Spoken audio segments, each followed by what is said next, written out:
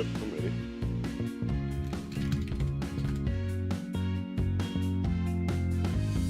You're listening to the MLS Fantasy Insider, bringing you weekly tips, tricks, and advice for the official MLS Fantasy game.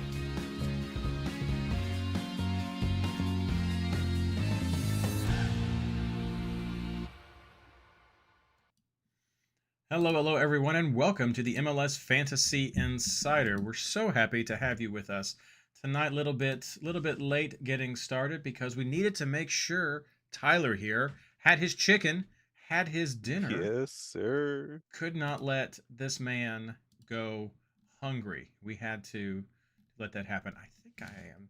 I'm working on the social right now. I don't think. Okay, there we go. Apologies if I double posted this social right there on the Twitter X Blue Skies, but it didn't look like it went through. So we're getting that out there. What up, Gene? Of course, we're waiting for Gene to come to do the thing. Recording in progress. There it goes, right there. Let me head over to Discord real quick, get the announcements going, ping the chat right here.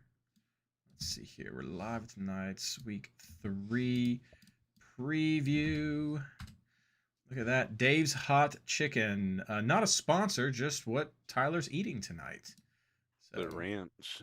The ranch. Wow, that's good. That's good. Let's see here. Hey at everyone. A legit everyone post right there.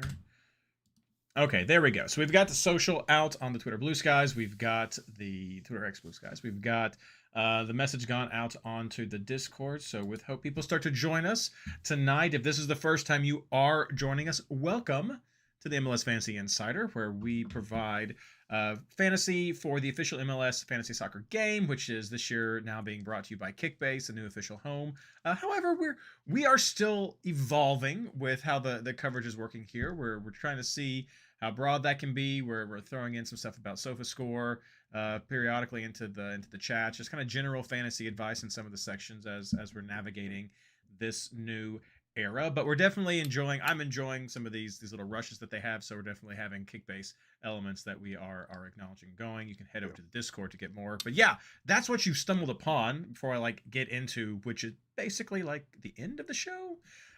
But that's what you stumbled upon. Happy to have you here. If you like this kind of content, if you like MLS, if you like fantasy soccer, like and subscribe, hit the bell notification. It helps so much, and we are so happy to have you coming along this project. Gene, I get my chicken from Los Pollos Hermanos.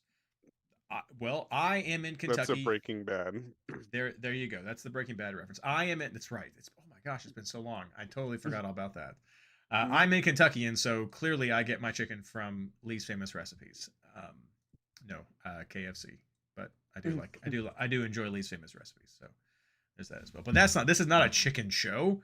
This is a fantasy show. So there it is. The stuff's out, just making sure people are out there. Let's go. Some people in chat. So happy to have you all here. We will go ahead and get started with the show. Hello and welcome to the MLS Fantasy Insider, our preview of Week 3 of the 2026 MLS Fantasy season. This episode is brought to you by Minnesota Winters. No, thank you. Brought to you by the amazing MLS Fantasy Insider Patreon supporters. It's because of you that we're able to keep this project going. Find out more about our Patreon over at patreon.com/MLSFI. I'm your host, Reid Connolly from MLSFantasyBoss.com, and tonight I'm joined by my special fantasy guest co-host, Tyler Ranchinator Norman. How you doing, man? I'm doing great. How are you doing, bro? I'm doing well. Thank you for joining us again as we're working to get Ashley back as she's wrapping up some family and childcare stuff. No, I joked about the Winters, but man, and I know people joked about the Cincinnati players being all bundled up there in Minnesota, but no joke. Holy cow, I know I've seen Christian sort of people mention Winters in chat. Maybe Gene can get away with this, but when people mention Winters in chat, he's like, yeah, you don't know anything about Winters until you've up in my neck of the woods. But yeah, didn't it snow really hard in New Jersey? It's who knows. I'm done with the snow. I know in Kentucky we didn't get as much as some other people, but I'm still done with it. But man, it is cold, and it's going to be fun with some of the schedule changes next year with how we deal with all Oof. this. So we'll just We're, keep on plugging through it. yep, playing through snow days. Play it. I still remember that big World Cup qualifier game up there in Colorado with the orange Oh, ball. when Matt Turner basically froze his fingers It off. was it's just it's amazing. It's amazing. Those are fantastic Didn't he get games. like frostbite or something and was out for a couple I weeks? don't remember that. I just remember all the crazy stuff there. But yeah, it's wild. But we're happy to have you guys here for the show. Happy to be talking about fantasy. Kicking things off, I saw someone kind of mention this. I don't remember if it was on a Discord server or if it was just on Twitter, but someone was asking about like recap shows, and so we're gonna do a week 2 takeaway section right now. And please do not confuse this. I think I mentioned this last week too. Please do not confuse this with some sort of comprehensive Matt Doyle-esque kind of recap. Tyler and I are just kind of pulling out some nuggets that we've seen from week 2 that we want to make sure that we highlight, just sort of fantasy relevant, especially as we're experiencing new systems this year and trying to see how things pan out. So we're looking for just some general fantasy takeaways. Chat, feel free to give us your takeaways right now. Any questions that you have as well, feel free to put those in chat for us to cover. And Tyler, what are some of the takeaways you got this week? Yeah, to reiterate, we're just kind of like the average Joe Dickersons. We're not a Matt Doyle. Nope. Um, I have 4 takeaways this week. My first one: continue to play the kids. These kids, and when I say kids, I'm referring to like anybody under like 20, even though technically 18 and under is a kid. A lot of the kids right now are performing absolutely amazing. I got to watch it firsthand, sadly, as RSL walked over Seattle. They had their Gozo popping off. I don't even know how to say the last name of the other guy that was popping off in midfield. And those guys are only there because their DPs that RSL signed are having visa issues. So the fact that they're playing really well, you need to continue to play them. And I know it's hard to once your DPs get there, but like give the kids a chance. Just like how Michael Bradley is doing right now. He's benching their DP Chupamoting to in favor of Julian Hall, who's having an absolute screamer of an opening so far. He has what, 3 goals in 2 games now? Like, yeah, no, he does. Yeah, that guy is having an amazing time right now. And if I would do the same thing as Michael Bradley, I don't care that I'm benching my DP. If I have a guy that's scoring that consistently, I'm going to play them over my DP or try to find a way to fit in both. Another thing that I want to touch on, last week may have been a fluke because Messi is still Messi. He's still the GOAT. He still knows how to play. He still knows how to take a free kick, even if Crepo messes it up. he is still Messi, and he can still put up an astronomical amount of points in fantasy. So don't shy away from taking him and potentially captaining him, even if you think that he may or may not play against Orlando because he's never played in Orlando before. 2 more. I'm gonna touch on this, but I'll let Reid go a little more into it, and you should definitely go read Ron's whatchamacallit article about strategy this. clinic. Yeah, the strategy clinic about this. But good goalies that are against teams that like to shoot a lot are going to massively succeed in kick-based scoring. Ron had a very good breakdown about it. I highly suggest that you go read it. And that's actually the reason that during this last differentials, I took away my defender and said, oh, Roman Berkey, he's going to have a good game because he's playing against San Diego, who loves to shoot. They lost 2-0, and Berkey still put up like 160. Yeah. So keep that in mind. It's a whole different goalkeeper-esque level of fantasy. You're no longer just looking for clean sheets, because I can't remember who it was, but there was a player that got I think it was a goalie that got a clean sheet, and it was like maybe 90 points tops is what that goalie ended on. And it's like, would you rather have 90 points, or would you rather have 160 and get scored on twice? And so it's gonna have to be, you're looking at more goalies that get involved this season if you're focusing on kick base. If you're in the other ones, you still want to go for clean sheets. Yeah, no, there's a big point difference between like what you're seeing in SofaScore and what you're seeing in Kickbase and even some of the traditional fantasy stuff there. But no, I will get to that. I appreciate that throw off. I'll hit a couple of the other just general takeaways. I've been surprised about San Jose's start. I actually, in that game against Atlanta, I was respecting Atlanta for what they did against Cincinnati. Flipping that around maybe now and really questioning what Cincinnati is going to look like until they get Evander back. That's maybe that's the real takeaway from that. But Timo comes in second half. I know that's the guy they've really been looking at to really make a big difference for them. Had a huge impact, so definitely want to be keeping an eye on. I liked to point out this Mueller Berhalter kind of back and forth. I'll mention this a little bit later as far as the points go, but that's gonna be an interesting balance for the kick-based players with production and how those what the floor and the ceiling options you're going to be weighing with these guys are. But saw another strong performance from Vancouver, just continuing from last year, and Mueller was the one right there.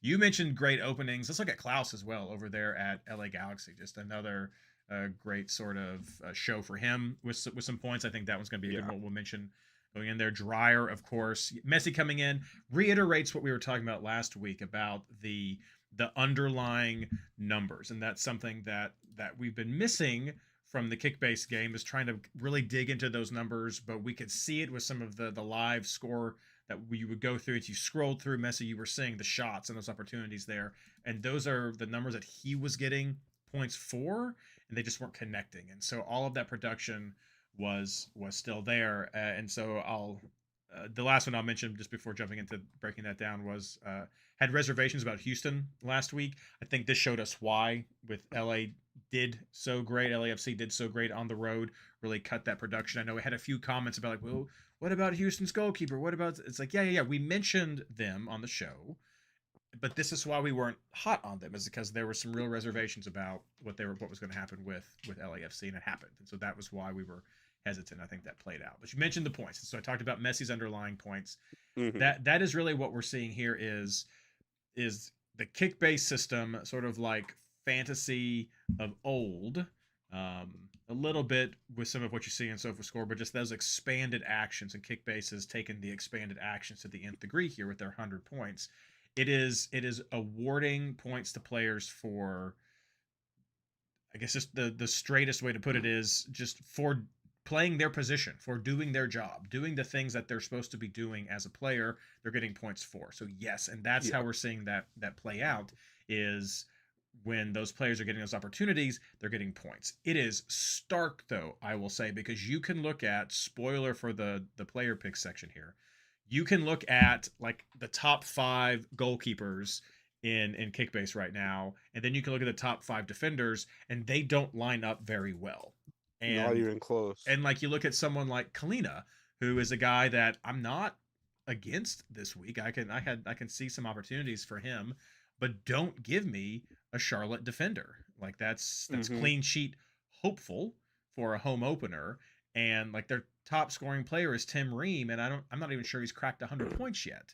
And so it's just, there's been some consistency in a lot of these goalkeepers for their first 2 weeks, very small sample size. There's been some consistency there that we're seeing even when they're not getting those clean sheets. They're suffering when they're giving up multiple goals. That's definitely starting to take a chunk out of them, which again is penalizing them for not doing their job, just like they get the points for doing their job. But we're seeing solid production, which makes me think about how we used to say, I know I mentioned before, recoveries was a good stat to look for goalkeepers because they were doing more. That's what we're seeing here with Kickbase, but with more stats right there. Which kind of leads me into, though, the last thing I wanted to mention before we move on is is the averages. And it's 2 weeks in, so this is very super small sample size, but it's interesting so far because when I start going through the matchups of players that I'm thinking about targeting with some of the teams that I'm looking at and just trying to decide what's favorable, it's lining up fairly well with so far the point production or the average point production that Kickbase is throwing in there. And I find that interesting that there's not a lot of necessary, there's some variability which you can expect with the first couple of rounds, but some of it's fairly consistent with some of the players that are jumping to the top, regardless of their value, just for how they're producing. Guys who are getting solid 150, 170 kind of points each last couple of rounds. They have those high averages, and it just makes me wonder if that's a good go-to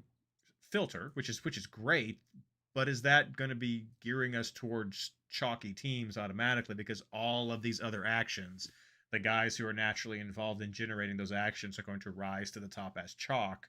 Just different stats that we're looking for. It was interesting to kind of see that correlating so far when I was making my list, and like this is pretty similar to kind of like the top 10 here, not intentionally, just kind of going through there.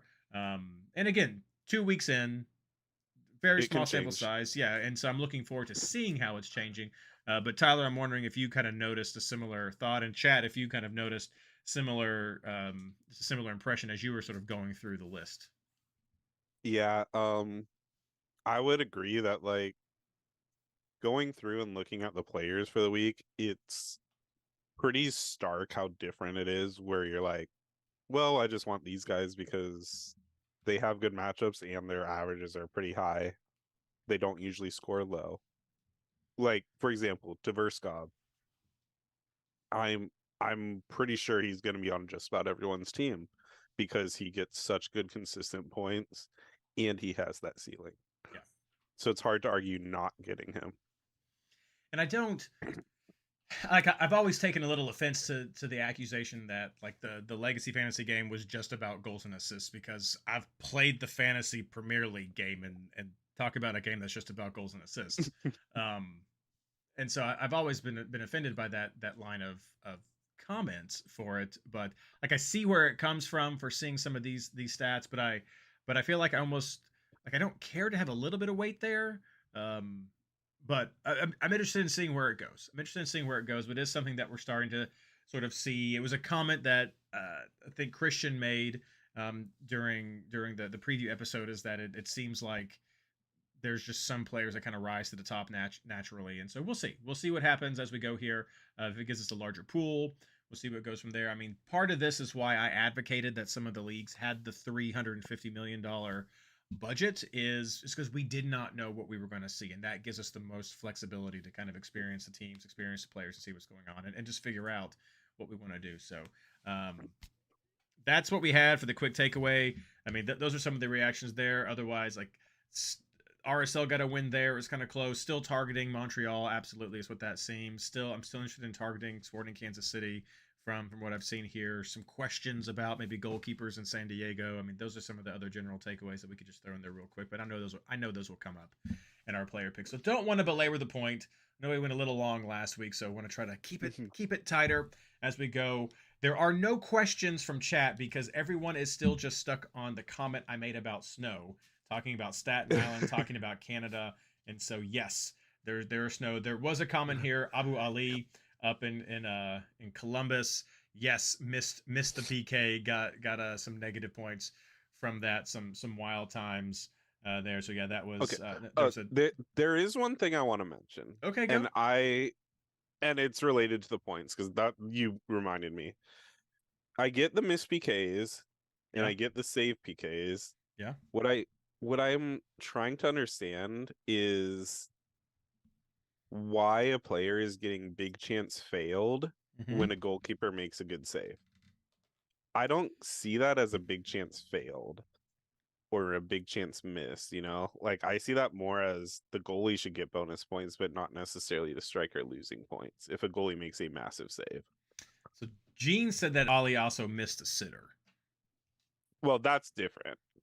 What I'm talking about, like, I saw, like, for example, Crepeau made an amazing save point blank on Messi. Yeah. Messi lost 15 to 25 points, whereas Crapo gained those 15 to 25 points.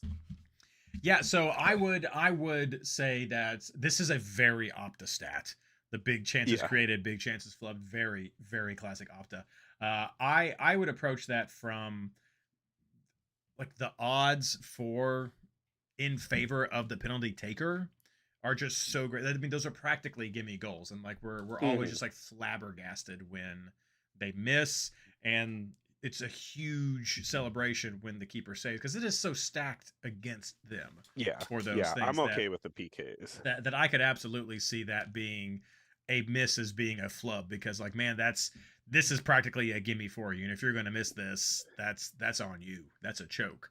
And the keeper saving it is fantastic as well, but I do think that still gives into like that was a big chance you failed. Like this could have been it. So yeah, I think okay in live plays where I'm like, shots count. I see a comment in chat that says shots should still count for something. They do. There's points for shots, so it's all in there. But yeah, that's some quick takeaways. Wanted to get that out there though, kind of about some of these average stats that we're seeing. We're going to track that the next few episodes and just sort of see where it goes, see if it starts lining up with the players that we're liking anyway. And then if so, what we think about that. Maybe we'll get Ron to write an article about that, or maybe we'll get some of you all. If anybody is listening this year and is interested in being a guest on the show, feel free to reach out to me or anybody on the team, and we'll see about that if you've got some insights.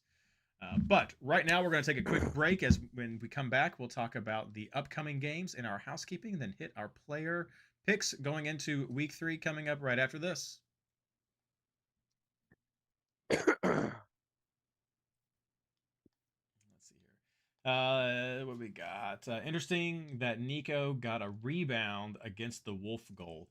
Yeah, I mean they've got. We were told last week that the reason that sort of point corrections happen later in the day is because like they have like people rewatching all these things.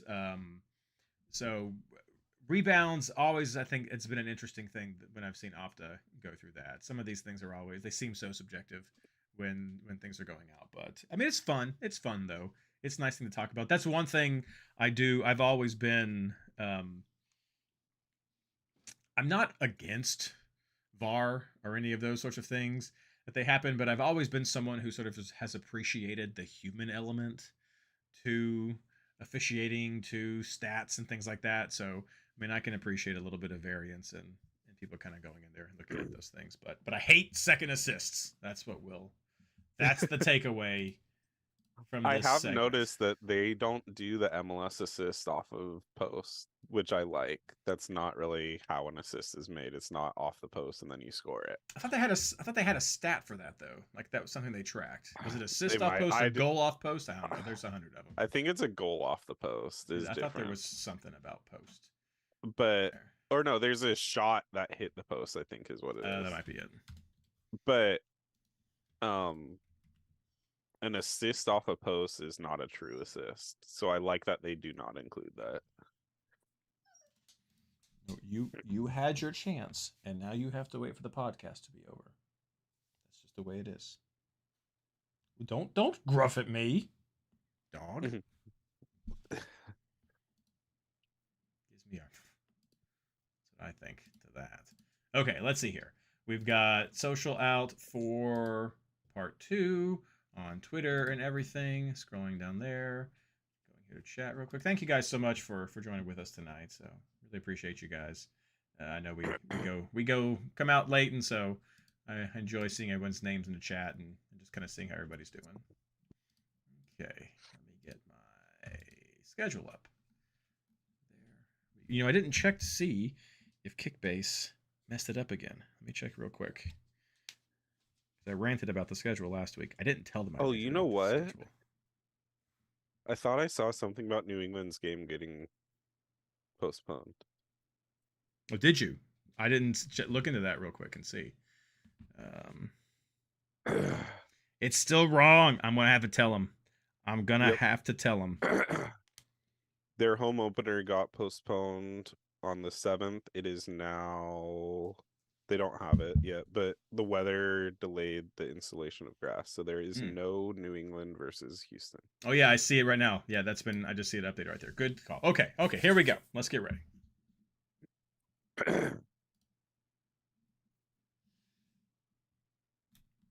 Hello and welcome back. We're talking housekeeping and player picks for Week 3 of the MLS Fantasy season. So let's start by just going over the schedule real quick because there is an update I want to make sure all the fantasy managers know about, and that is, if you missed it, the New England Revolution versus the Houston Dynamo game has been postponed due to weather. So those players are not going to be playing this round. It has not yet been rescheduled, but we can probably expect that to end up giving us another double game week at some point. But New England versus Houston, both teams are essentially on a bye this week. So less important without switcheroos, but they are both on a bye. So don't worry about those players. Now, I had a little bit of a rant last week, and I'm going to rant again this week.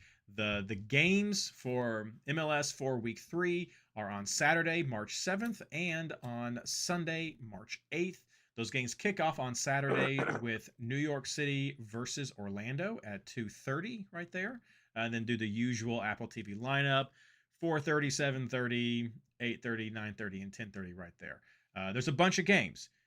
If you look at Match Day 3 in Kickbase, it is wrong. And I said it last week, and I'm saying it again this week. It is wrong. You see that there are 3 games, including the New England game, listed for Saturday, and the other games are listed for Sunday. That is wrong.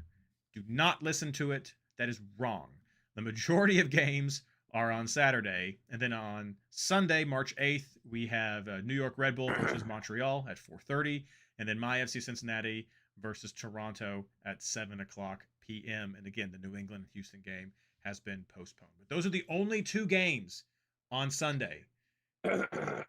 Don't listen to the Kickbase app. It is wrong. And I didn't tell him last week. I'm going to tell him again this week. So I guess not yet. I'm going to say it again. I'm going to tell him this week because I'm like, guys, that's wrong. I don't know what you're doing. But that's the way the games are lining up. Again, general Apple TV lineup for Saturday. Sunday, you got your 2 games right there. So it should be a pretty good lineup. I think there's a lot of opportunities here for some good fantasy matchups. But there are some updates to keep in mind. We did have some red cards and some interesting things happen this round. Real quick, Tyler, any important takeaways you want to mention right now for injuries or cautions or just send people to Discord? What do you want to do? I did not have time to research too much. All that I can really say is, even though Hartel was out, it was because he was having a baby, so don't look too much into that. So Hartel should be back next week or this week for Cincy for St. Louis. I'm sure you would love that. For St. Louis, and then Jordan Morris's update was he's out for 4 weeks. And any update on Evander? I heard it's short term. I don't have an exact return date, but yeah, that's the news. Comment in chat. No one cares about when the games are if there are no rolling lockouts. Fair comment. Just a pet peeve. That's it. Just a pet peeve. I don't like it. Hey, the draft players care because we have to watch. I was going to say there are other systems that have rolling lockouts, but if you're in those systems, you're probably not looking at the schedule on the Kickbase app. So that's how that kind of breaks down. But so valid pet peeve, and I don't like it. That's just me. But enough of my random pet peeves and what's grinding my gears this week. Let's move on and start talking about some of the player targets. We already teased a little bit, Tyler, that we're seeing some connection with the averages, but let's move into keepers and defenders. Who are you looking at this week? Who do you like and why? Yeah, I think going forward, this is how I'm going to do keepers. I'm not sure about you, but I think there needs to be like the BP keeper that we're looking at, and then clean sheet opportunities. So for me, the bonus point keeper that I'm eyeing this week, and if you read my article, you already know who I'm going to say. I think Roman Berkey is a great bonus point opportunity once again this week. And potentially Orlando. Who are they playing against? Potentially Crapo. Playing against NYC, they do shoot a lot. So there's a chance that Crapo could be on there too as a BP guy. Because I do believe that they're going to be scored on. So if you're going for BPs in Kickbase, Berkey and Crapo. For clean sheets, I really like Celentano this week. Unfortunately, he's the very last game of the game week. But I do really like that clean sheet chance. I also like Horvath as a clean sheet chance. And then my last one, I just don't know who it is, but I really like San Diego's clean sheet chance. Now, which goalie they're going to play is beyond me. It looks like right now they're playing the hot hand with Vieira, I think is how you say his name, or Fier. But Cisniega is supposed to be the starter, and then Dos Santos is healthy now. So it's like, which one is really the starter? Yeah, I personally wouldn't challenge. Yeah, that makes it too rich for my blood. Yeah, but I do like their clean sheet chance in general, which is why for defenders, my first choice would be Chris McVeigh. Really like his clean sheet chance. And then I'm just going to roll a hot hand with Shea for the Red Bulls.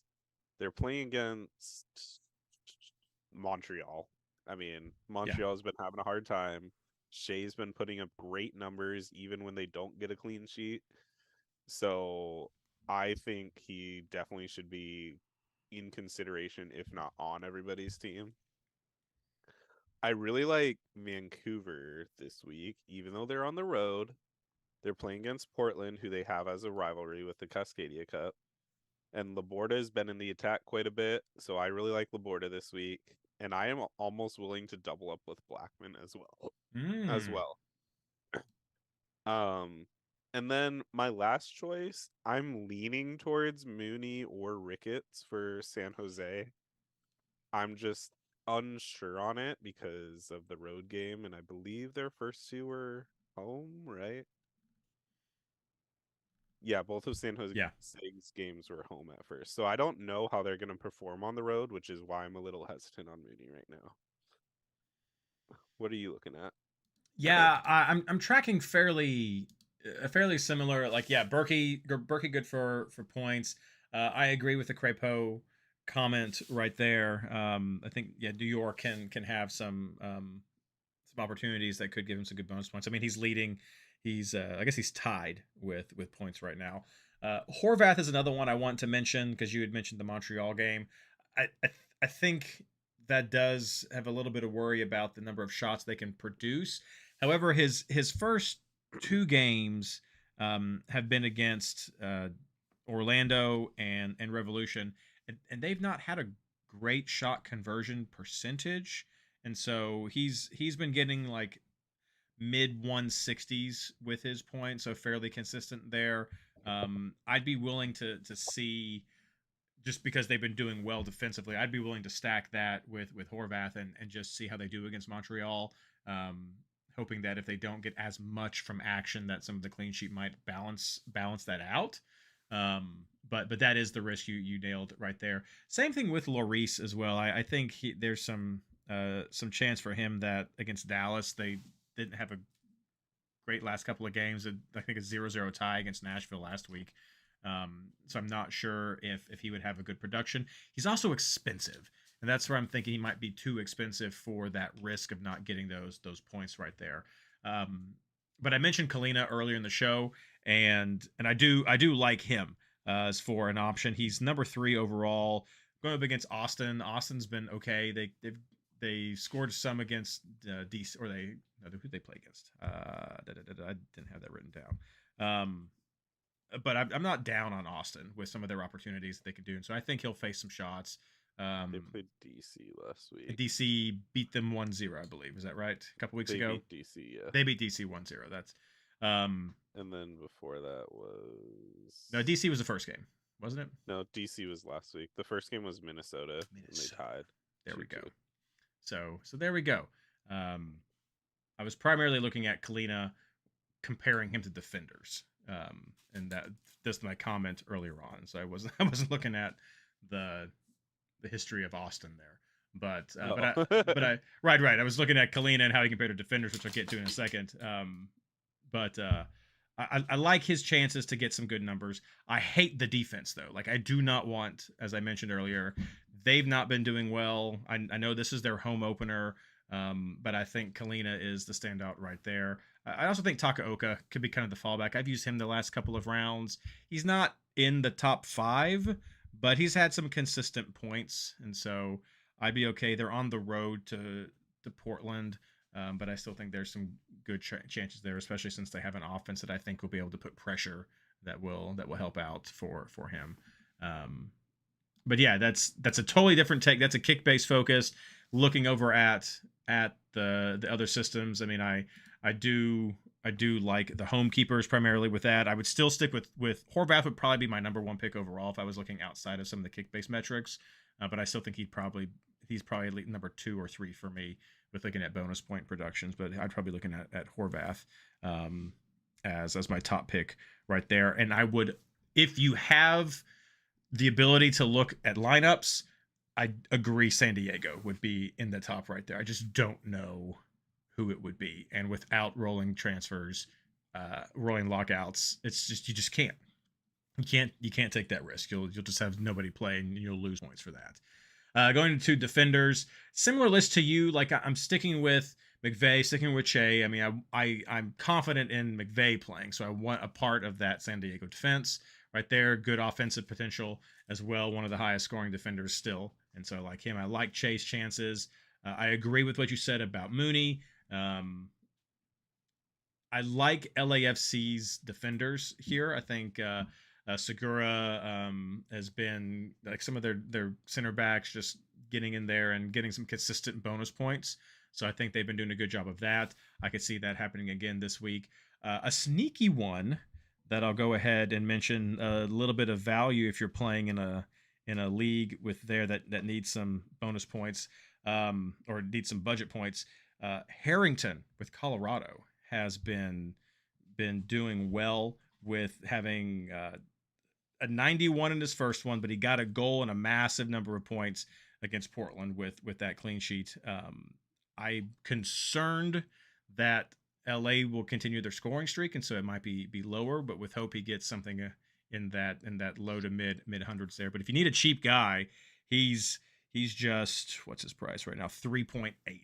So if you're playing in a 100 million league, Harrington is in the top 5 point scoring defenders. Most of that from the great game that he had last week. But I mean, I think he's someone worth keeping an eye on and just kind of seeing that. Che, of course, is there. Going down here, yeah, and then no the shot. So it's the same kind of thing. I'm matching up guys with the defense. I went 5 at the back this time. I'm not sure I want to do that next time, but I went that with the, or not 5. I went 4-2-4 is the formation I ran last week, and so I had 4 defenders back there.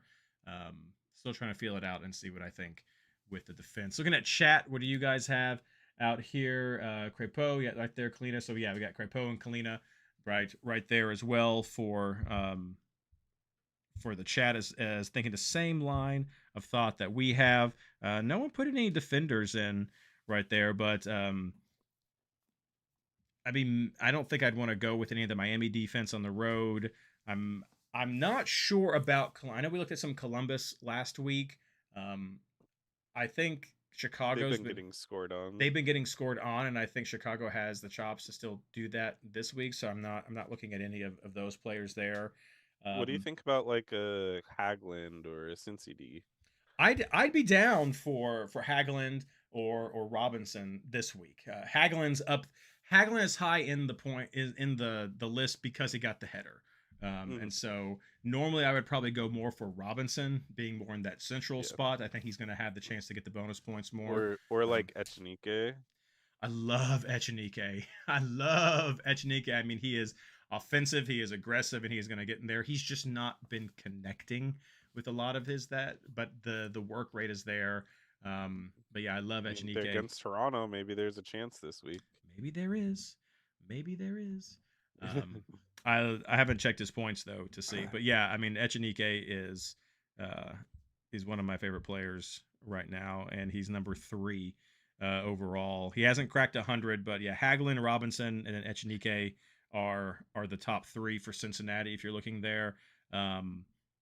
I would probably still I would probably lean, unless you have if you have a budget problem. Hageland is probably what I go with. He's under 10 million with Kickbase.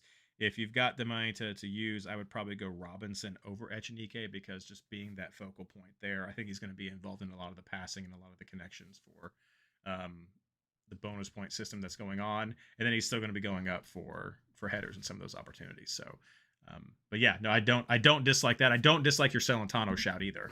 But I agree, it's late in the week, but it, as we said before, everything locks with the first game, so it's kind of 6 of one, half dozen of another.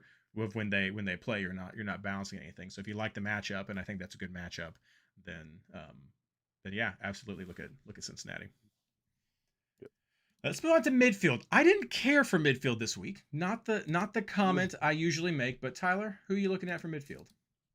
Midfield feels so chalky right now. Just overall, in general, it feels like you kind of have to go with the top guys, if you will.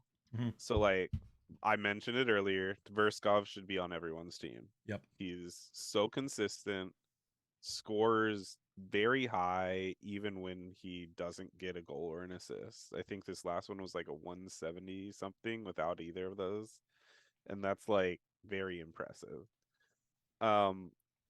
In the Mueller versus Berhalter debate, I'm going to start it. Go for it. I'm actually leaning Berhalter this week. Okay. Mueller is clearly the penalty taker. He's clearly the open play guy. But Berhalter is on the sets. I think I said this last week too. Berhalter is on the sets and on the free kicks. And he's still playing as like the sixth. So like 6-8 pivot. So the controlling guy. I was looking at his scores. He's either pushing or at 200. And he has yet to register an assist or a goal on either game. So the fact that he's like, it was like 180 and 203 or something like that, without those makes me want to lean Berhalter, because as soon as he gets a goal or an assist, he's gonna pop off. I really like Rusnak this week once again, especially looking at how flimsy St. Louis has looked. They don't look very strong at all. Rusnak is on a tear right now. And I think it's just you'd be better off not picking Rusnak than not picking Rusnak, in my opinion. Maybe that's a little homer in me, and I'm sure Ashley would be proud of that. This one might be a little bit of a point chase, but I'm also keeping an eye on Segovia this week. Okay. It was like between Segovia and Silvetti, I think, is the other one, but I think Silvetti's a forward, if I remember right. Yeah, Segovia is the top scoring mid for Miami. Yeah, and Segovia is actually playing quite well in general, and he's getting involved in the attack. I know this last game is definitely like a very high point compared to the first game, but I do still think with Messi in there finally waking up, Segovia, I know, finally after one game, Segovia should also start producing quite a few points. I really like Eustachio this week for LAFC. If you're not already capped on LAFC members, I would actually suggest Eustachio as the midfield option for them over just about anybody else. Over Delgado, even. I'd say Eustachio is going to be a little more consistent than Delgado. And then I'm sure you're going to argue with me over this one, but I'm leaning Forsberg this week too. And my reasoning for Forsberg is he's, from what I know, is a little bit more of the like face of it, obviously, but he's more involved in general. So he should be getting those points, especially against a weak Montreal team. So I'll start there because I've seen Forsberg mentioned in the chat as well. I'm not anti Forsberg. He's would have got an assist in the first game. He didn't get anything this last game, and he still scored a little bit over 100 points. I just think that there should be some respect given to Mehmeti for the production that he's had the last couple of games. Now that is also the caution with him is that he has an assist, I believe, in each of his last 2 games, and so we've not seen what his floor is necessarily without that production. And so you can try to, I think it's more, as we mentioned earlier in the show, there's a lot that's going into these actions with the calculations. I don't think you can just subtract the assist points from his score and say that's his floor.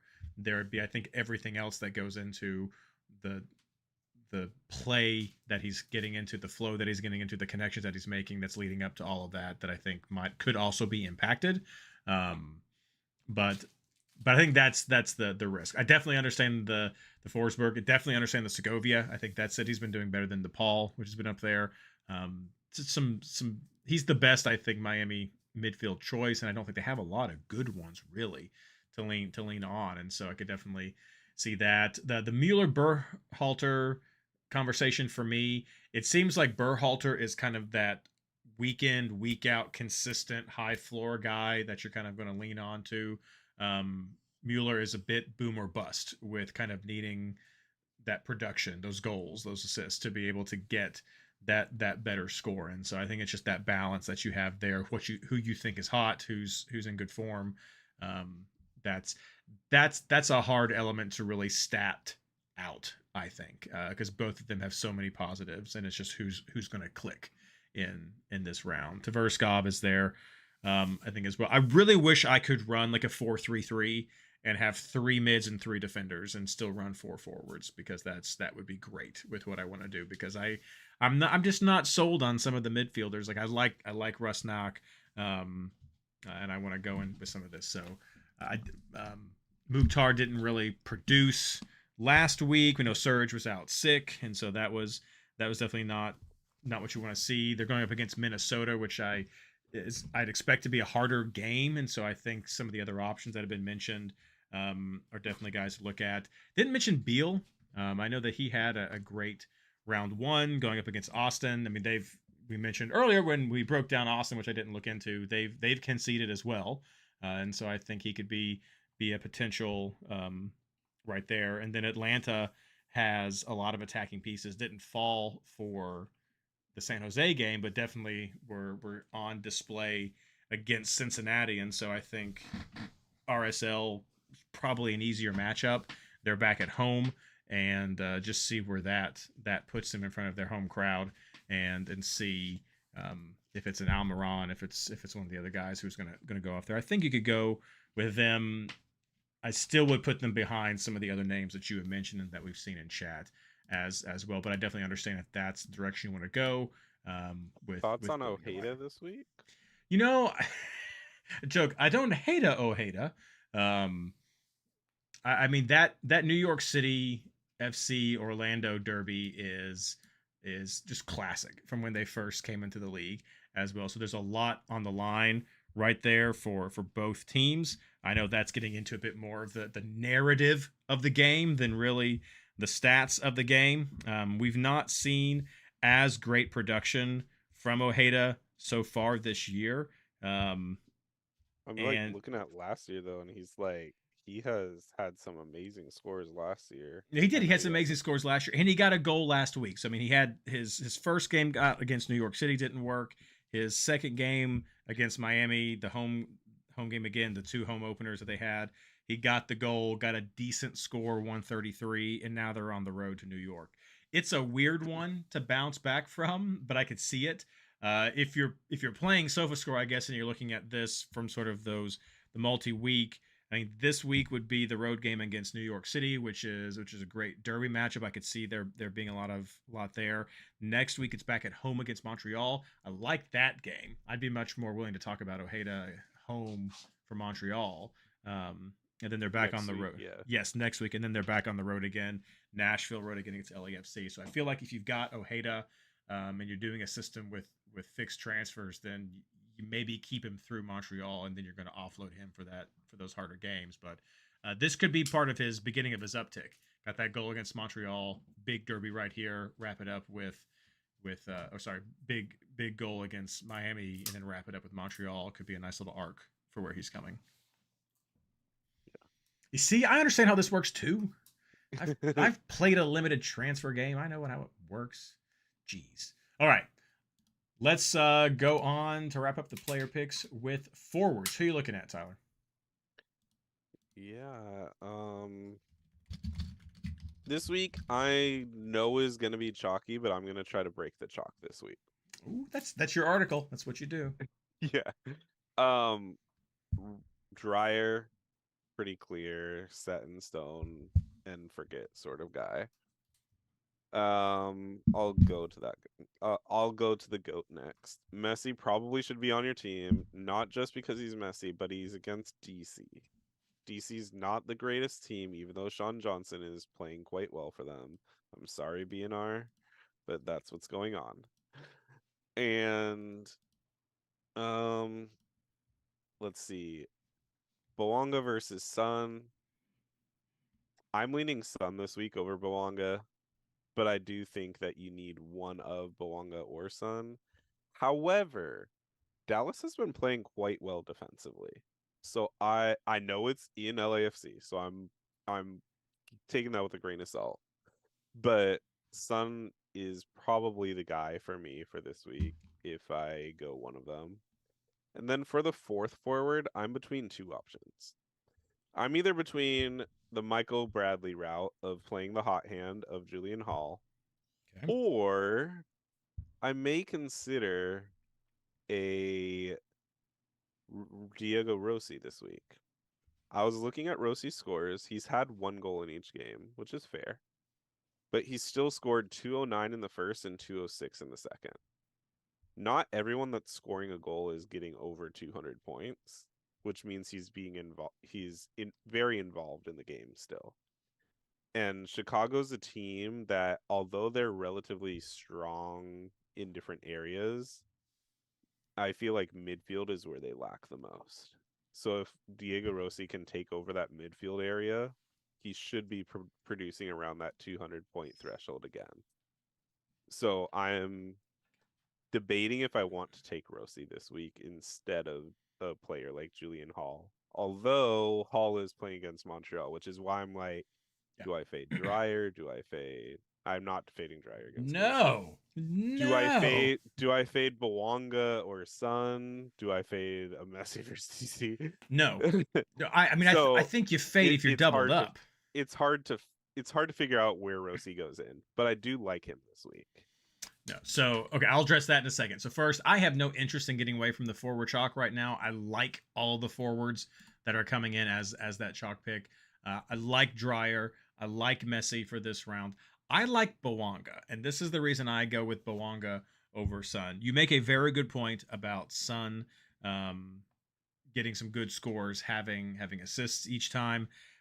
I look at Bouanga and I see him a goal and an assist in that first game, cracks 300 right there. Mm-hmm. So even if it's just a goal, that I don't know why my camera raising your hand. Raise my hand. That was interesting.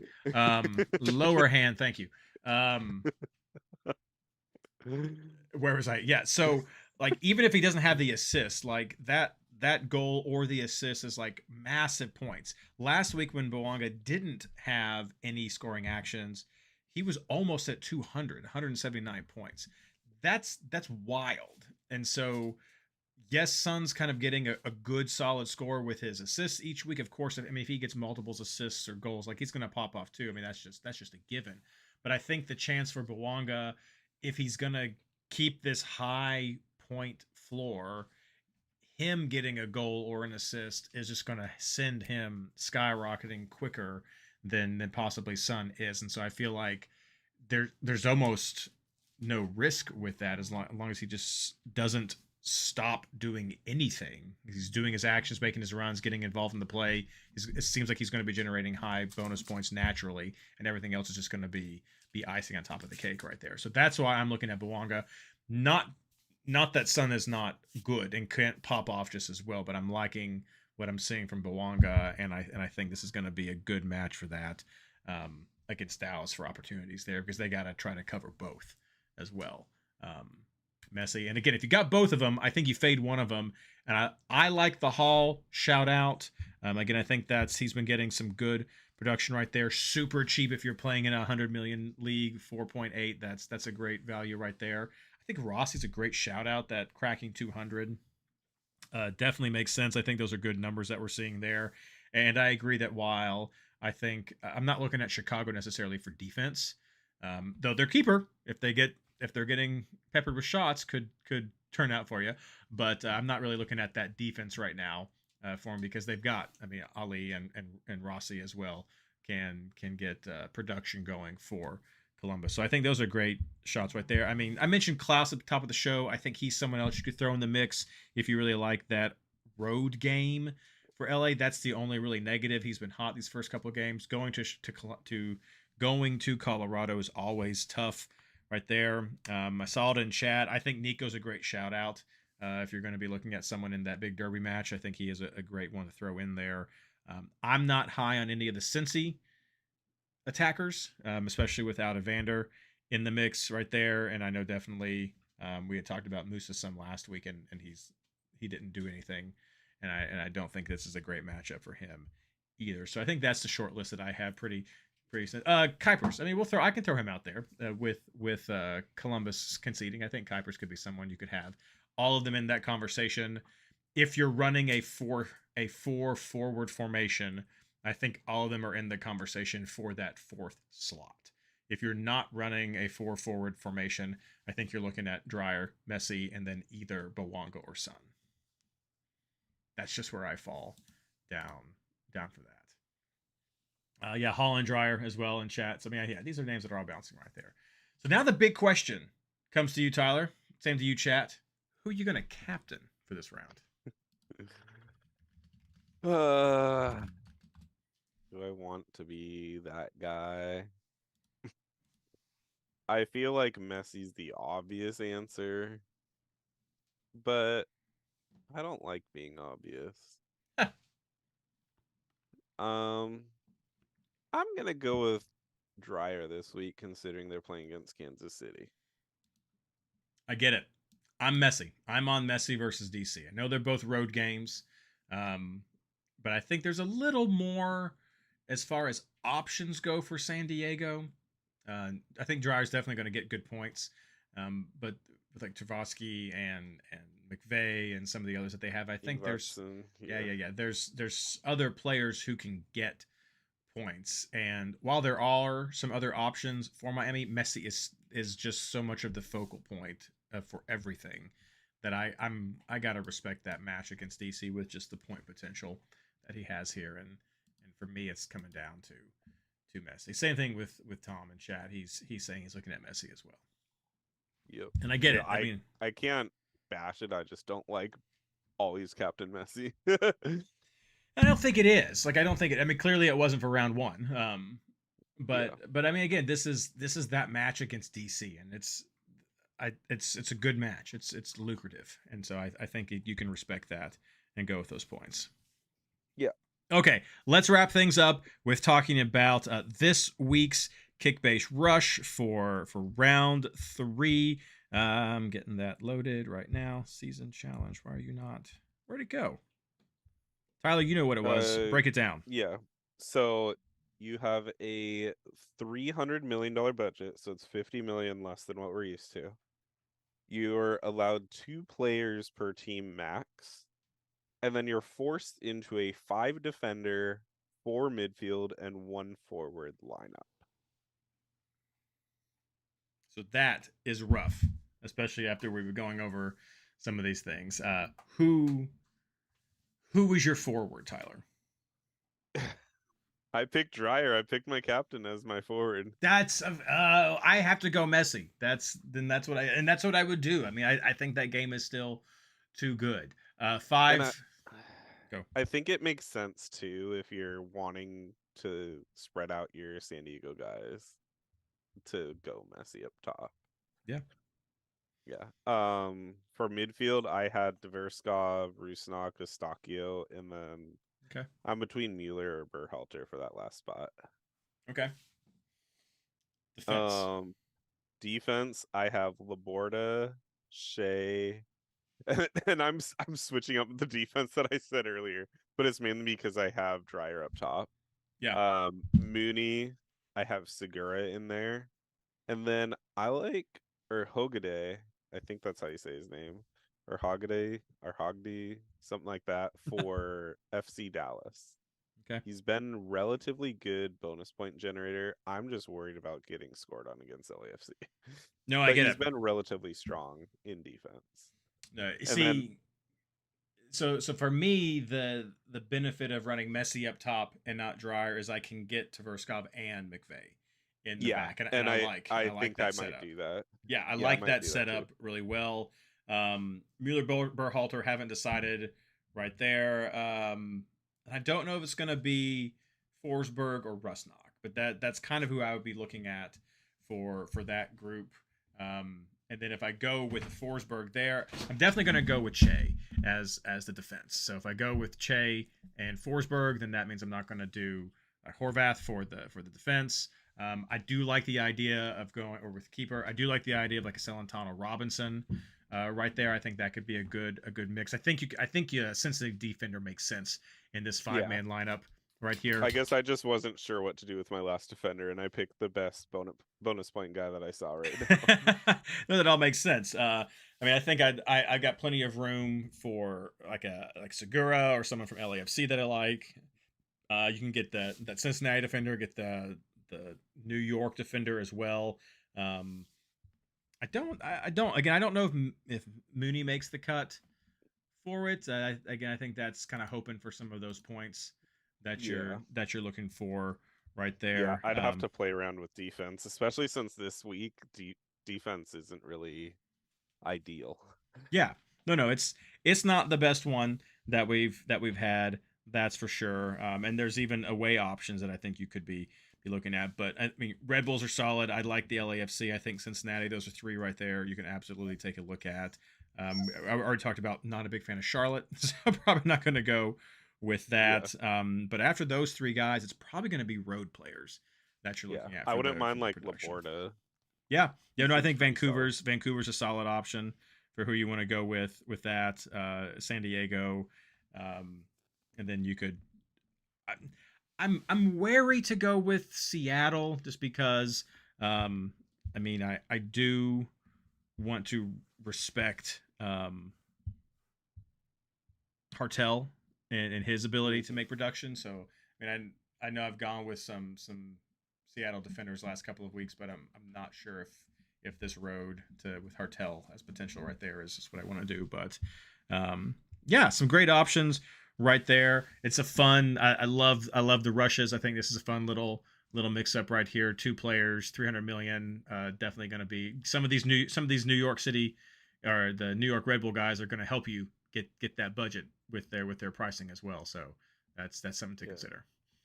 But yeah, well, I hope everyone has fun with that. Look forward to hearing how you guys do with the rushes, how you do with this round. If you haven't shared it, go online to Twitter and or Blue Sky and let us know how you did with your team and what system you're using and what's being fun for you this year and just who's working out, who's failing. We're here to celebrate your successes, but also help comfort you in your not successes as well. And so your flubs, your big chances lost. That's what we're going to go with. We're here to help you in with your big chances lost as well. That's all that we have for tonight. So let's wrap things up with our plugs, Tyler. I'm gonna plug Dave's Hot Chicken. Not a sponsor, just who you had for dinner. Yep. I feel like I need to say that, good chicken, and so we don't get some sort of ding for some reason. There's a setting. It's like, is this video sponsored? I'm like, no. You've said it twice now, Reid. I'm sorry. I'm going to just give a shout out to the great community. I sent Ashley a message. We're trying to work on getting her back, so we look forward to having her back on the show, the Chat Fantasy. But just thank you all so much for kind of rolling with us this year as we're kind of experimenting with some formatting, with some articles, and with the Discord as well. It's fun. That's what it is. It's the community that keeps us going, and so we're so glad that you guys are here along for the ride. And anybody new who's joining us, welcome, because this is a great community. But shout out to you all. Shout out to the MLS Fantasy Boss Discord. Check that out to become part of the community. And then, of course, MLSFantasyBoss.com as we get the articles rolling out this year. It's been a lot of fun. And again, check out Ron's article. I know for the goalkeepers, I know there'll be some more to come. And we'll see about getting him back on the show in a few weeks just to kind of share some of his insights as we go from there. So thanks for joining us. I hope you guys had fun. Be sure to get your team set before kickoff. And as always, good luck.